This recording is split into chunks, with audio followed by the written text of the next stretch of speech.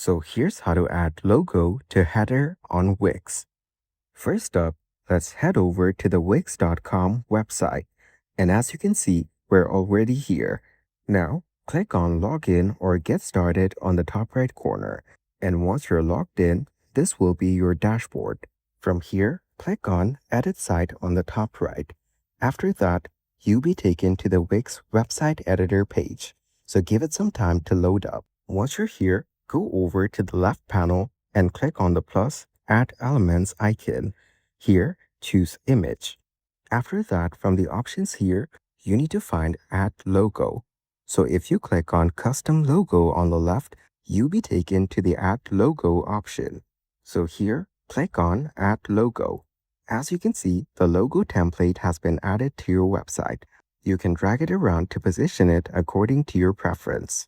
And as you can see, you can also adjust its size. Then, you can just change the image and add your own logo. Once done, click on Preview on the top right. After that, you will get to see a live preview of your website with the logo added. And that is exactly how to add logo to header on Wix.